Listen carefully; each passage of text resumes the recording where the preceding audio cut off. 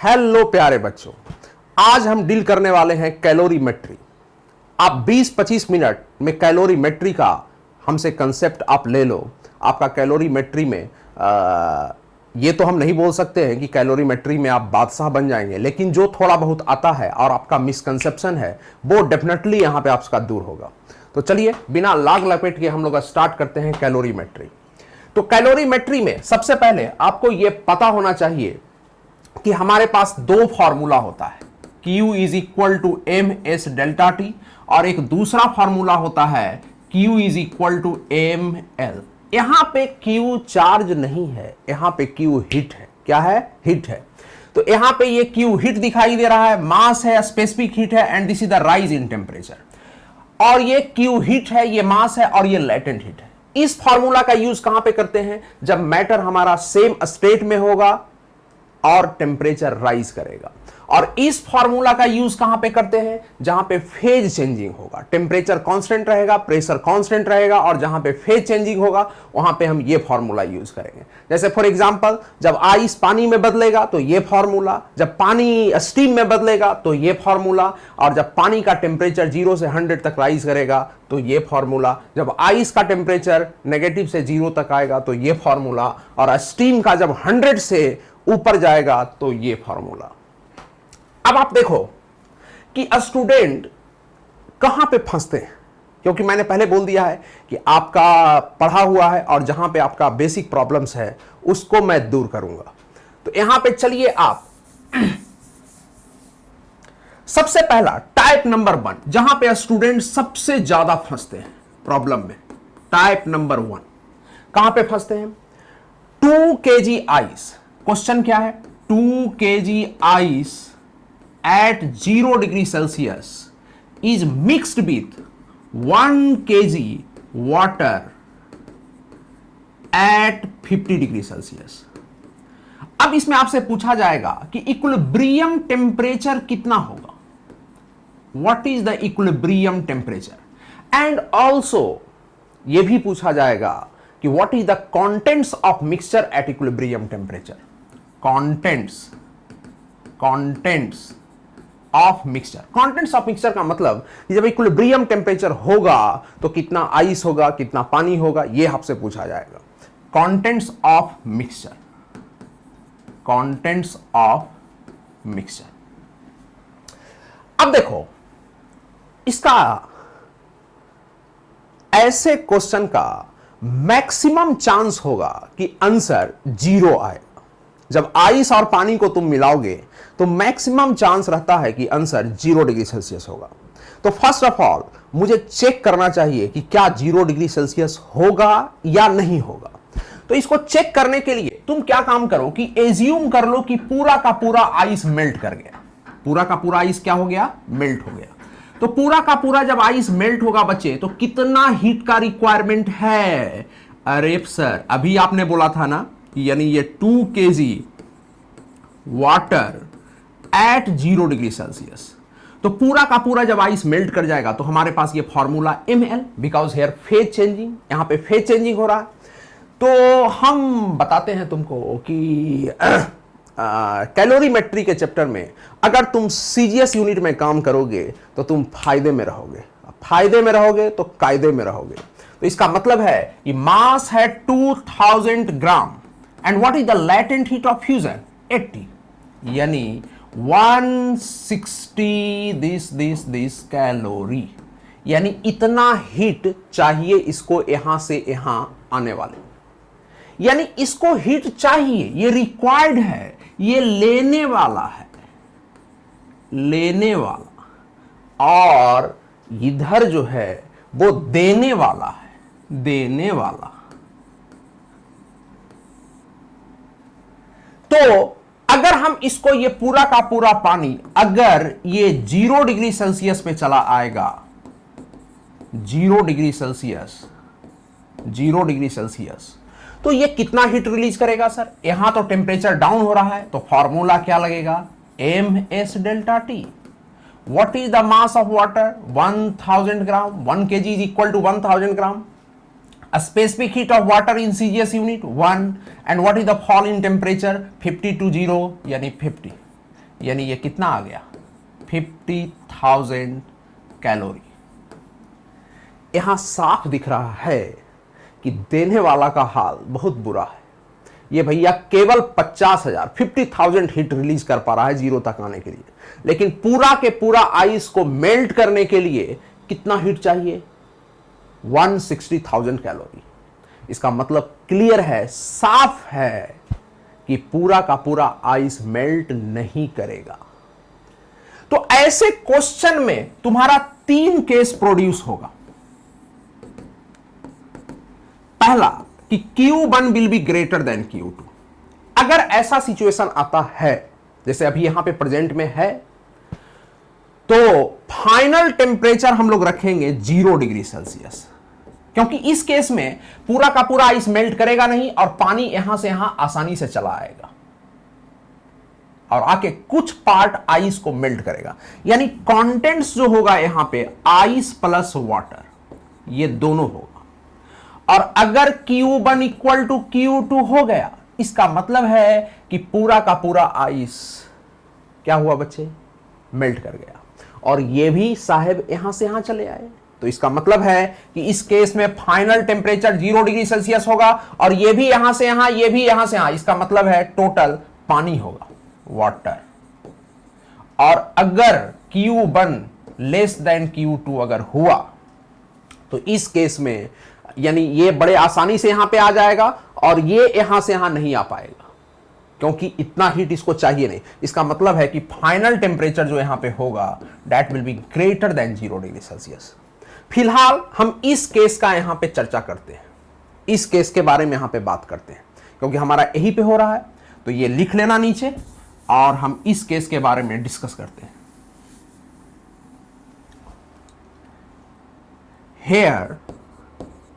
Here Q1 is greater than Q2, therefore whole ice will not melt.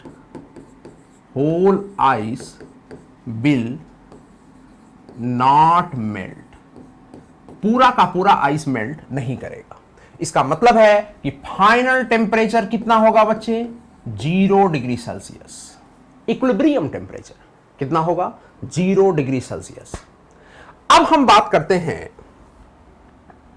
कि what is the contents of mixture eight 0 degree temperature. कितना ice है और कितना पानी है। तो मान लो कि पूरा का पूरा आइस तो मेल्ट किया नहीं, let x gram of ice melts, x gram of ice melts, x gram of ice melt. तो देयरफॉर x ग्राम को मेल्ट करने के लिए कितना हीट का रिक्वायरमेंट है x इंटू 80। 1 ग्राम जब आइस पानी में बदलेगा 0 डिग्री सेल्सियस पे, तो 80 कैलोरी हीट चाहिए। तो x ग्राम में कितना चाहिए x इंटू 80। और ये हीट आएगा कहां से, ये देने वाला जो यहां से यहां आया वो ही देगा, यानी 50,000 के इक्वल कर दो और इसको सॉल्व करो। You will get this is 625 ग्राम। इसका मतलब है कि केवल इतना आइस जो है वो मेल्ट किया, यानी इतना आइस पानी में बदला। तो इसका मतलब है कि फाइनली आइस कितना होगा बच्चे 2000 माइनस 625 ग्राम।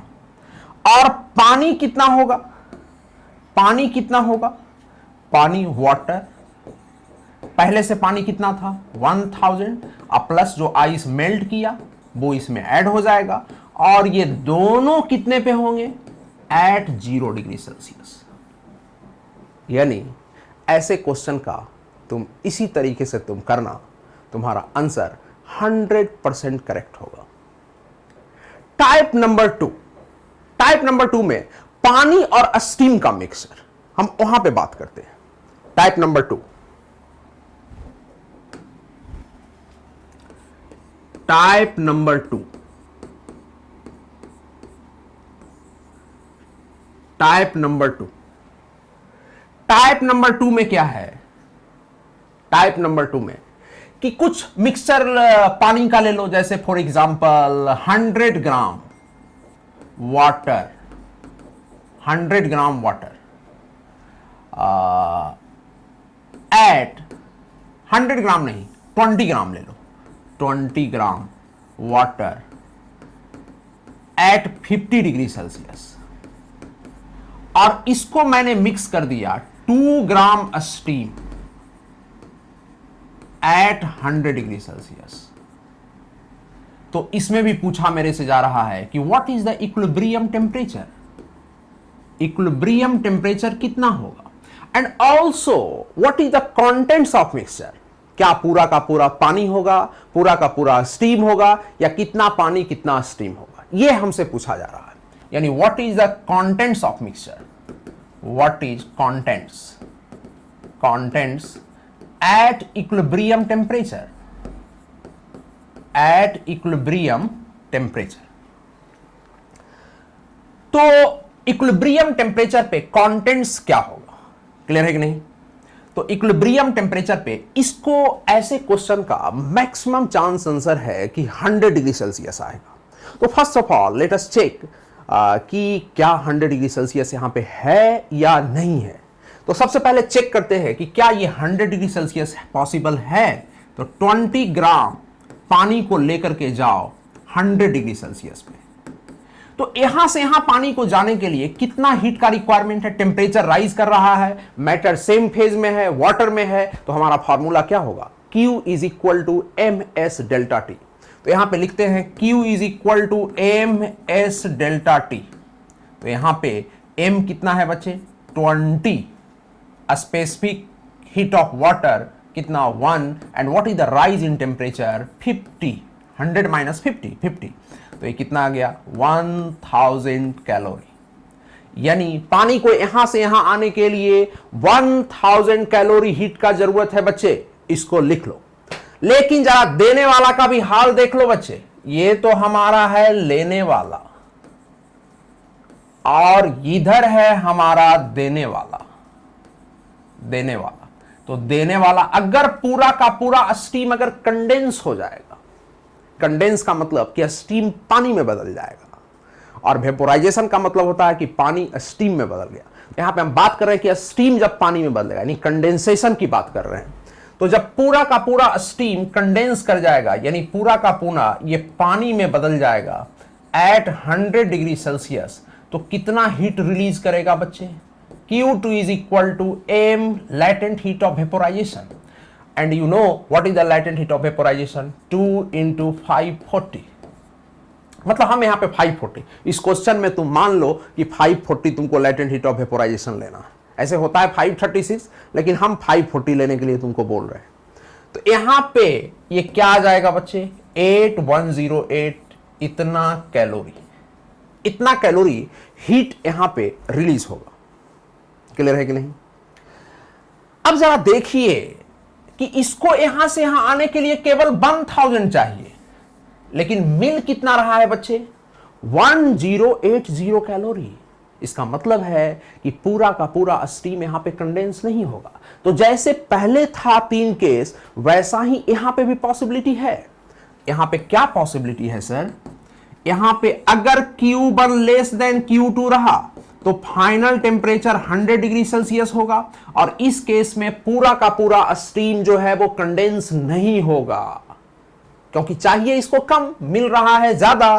तो इसका मतलब है पूरा का पूरा, यानी यहां पे कंटेंट्स क्या रहेगा बच्चे, स्टीम भी रहेंगे और प्लस क्या वाटर भी रहेगा, और ये दोनों कितने पे रहेंगे 100 डिग्री सेल्सियस पे। अगर Q1 इक्वल टू Q2 अगर हो गया, तो इस केस में ये यहां से यहां चलाया, ये यहां से यहां चलाया, यानी फाइनल टेम्परेचर 100 डिग्री सेल्सियस और कंटेंट्स क्या रहेगा वाटर। और अगर Q1 ग्रेटर देन Q2 हो गया, तो इस केस में तो 100% पूरा का पूरा स्टीम कंडेंस हो जाएगा, और कंडेंस होने के बाद टेम्परेचर और लोअर होगा, यानी final temperature will be less than 100 degree Celsius. अब पूरा का पूरा कंटेंट्स क्या होगा बच्चे, पानी होगा। तो फिलहाल इस क्वेश्चन में मेरा ये वाला केस दिख रहा है। तो फाइनल टेम्परेचर 100 डिग्री सेल्सियस, अगर तुमको कंटेंट्स निकालना है तो क्या करोगे, x इंटू 540, इसको इसके बराबर कर देना, सॉल्व कर देना, उतना स्टीम कंडेंस होगा। तो ये दो तरह का प्रॉब्लम है। अब इसमें भी कुछ कुछ लोग टफ कर सकते हो कि जैसे हम आइस 0 डिग्री सेल्सियस पे मिक्स कर रहे हैं तो आइस को लोअर टेम्परेचर पे मिक्स करेंगे, स्टीम को हायर टेम्परेचर पे मिक्स करेंगे, और भी टफ कर सकते हो स्टीम हायर डिग्री पे मतलब लार्जर देन 100 डिग्री सेल्सियस और आइस ले लो लेस देन 0 डिग्री सेल्सियस। तो इसको मिक्स करके देखो तो कितना होगा टेम्परेचर। तो ऐसे ऐसे क्वेश्चंस और टफ बन सकते हैं, लेकिन मैंने ये दो टाइप का आपको दिखाया। मैक्सिमम चांस रहता है कि खास करके नीट और JEE में ऐसे ही दो क्वेश्चंस पूछे जाते हैं, और कुछ इधर उधर मिक्स किया तो आप प्रैक्टिस बुक से करो, आप वहां पे सीखोगे। अब सबसे ज्यादा स्टूडेंट कहां पे फंसते हैं कैलोरीमेट्री में? हीटिंग कर्व में। हीटिंग कर्व एक्चुअली बुक में आप पढ़ोगे तो दो तरह का हीटिंग कर्व दिया रहता है। हीटिंग कर्व, उसके बारे में हम यहां पे बात करना चाहते हैं। Heating curve, heating curve, heating curve, heating curve के बारे में हम बात करना चाहते हैं। तो हीटिंग कर्व क्या है उसके बारे में तुम सीखो।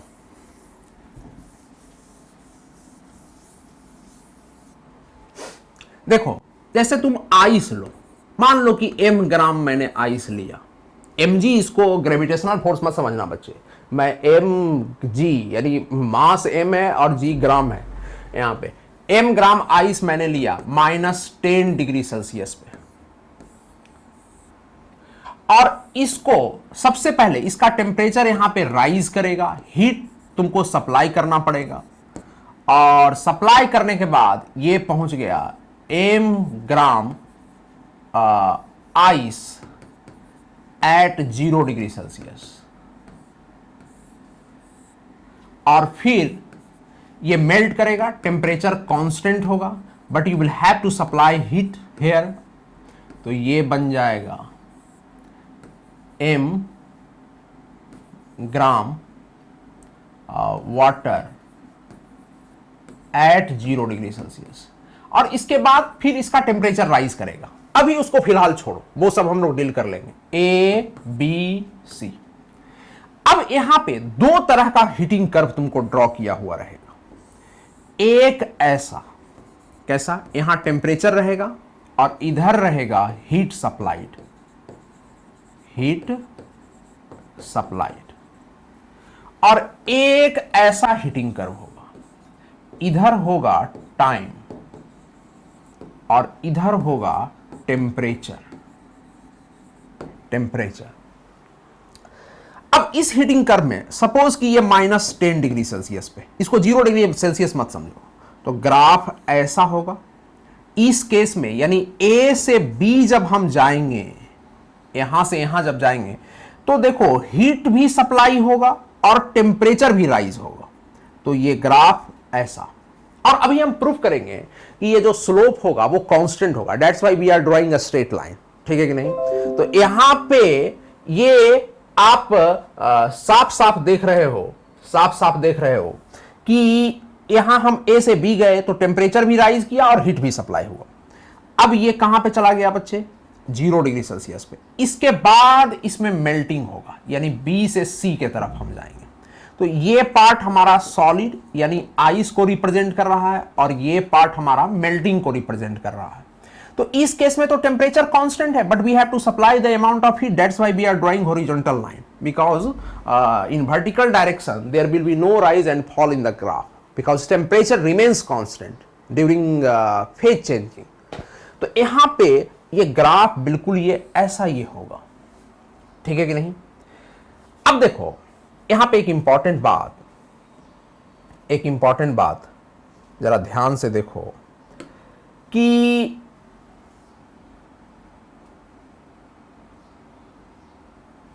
ये मान लो कि थीटा एंगल बना रहा है।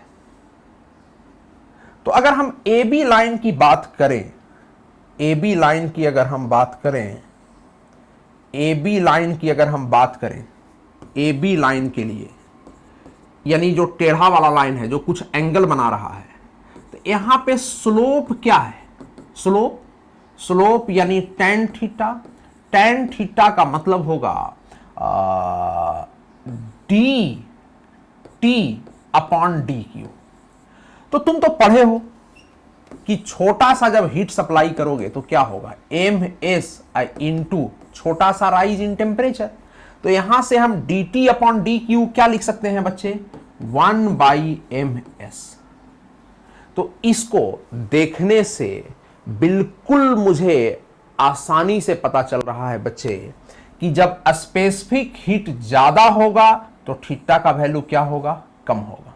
यानी अगर तुमको दो ग्राफ ऐसा ऐसा ड्रॉ किया हुआ है, ऐसा ऐसा सेम मास के लिए ए और बी, और अगर कोई पूछे इसमें कि किसका स्पेसिफिक हीट ज्यादा होगा, किसका स्पेसिफिक हीट ज्यादा होगा, मास दोनों का सेम है, इसका भी सेम इसका भी सेम, तो जिसका स्पेसिफिक हीट ज्यादा होगा उसका थीटा कम होगा, उसका थीटा कम होगा। इट मींस कि स्पेसिफिक हीट ए का ज्यादा है कंपेयर टू बी।